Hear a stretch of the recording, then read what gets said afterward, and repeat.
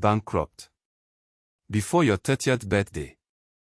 It's a harsh reality for many, but in Nigeria, it's practically a rite of passage.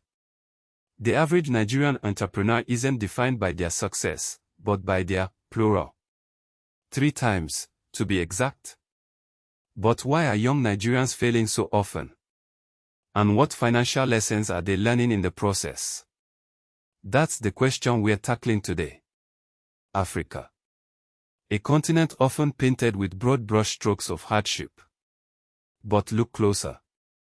Beneath the surface, a vibrant pulse drops. A rhythm of resilience, of innovation, and of relentless entrepreneurial spirit. We are about to explore a truth that will change how you see the business landscape, forever. For generations, navigating complex systems has been ingrained in our DNA. Resourcefulness isn't a choice, it's a survival mechanism. It's in the blood. Like the ancient trade routes of the 16th century, where empires rose and fell on the ingenuity of merchants, Nigerians are masters of adaptation, of turning scarce resources into boundless opportunity. This isn't just about survival, it's about thriving. About building empires of our own. Forget what the textbooks tell you. The old rules don't apply here. The path to success isn't linear, it's a dynamic dance, a constant recalibration in the face of constant challenges. Consider this, many believe the first Nigerian bank, the African Banking Corporation, began operations in 1892. However, that was a British bank. The first indigenous bank, the National Bank of Nigeria, wasn't incorporated until 1933. This delay illustrates the obstacles faced by the independent Nigerian entrepreneur. And yet, they persisted. They innovated. They built. It's a landscape where failure isn't a full stop, but a comma. A chance to reassess, to pivot, to emerge stronger. A land where the average entrepreneur doesn't just dip their toes in the water, they dive headfirst, again, and again, and again. Now, what if I told you, the average Nigerian entrepreneur launches separate businesses before the age of 30? Why it matters now? Across this vast continent, a language echoes with increasing strength, a language that whispers of opportunity, of connection, of a shared history both beautiful and complicated, French. We often think of France as the epicenter of French language and culture. But the truth is, Africa has already surpassed France in the sheer number of French speakers. That's right. French is spoken in over 30 African countries.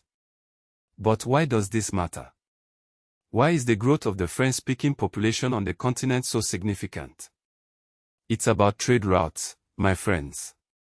It's about economic power. It's about positioning ourselves on the global stage. Francophone Africa represents a massive, interconnected market.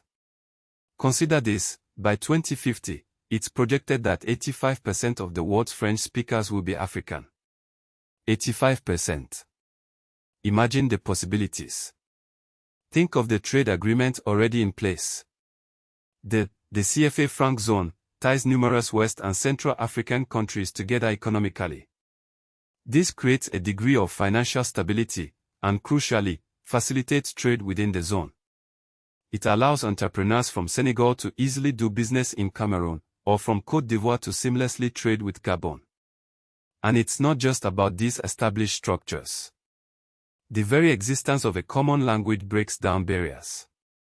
Imagine the innovation that can occur when entrepreneurs from different African nations can effortlessly collaborate, share ideas, and build partnerships.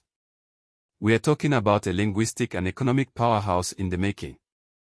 A powerhouse fueled by the ingenuity and drive of African people. Now, here's where it gets interesting.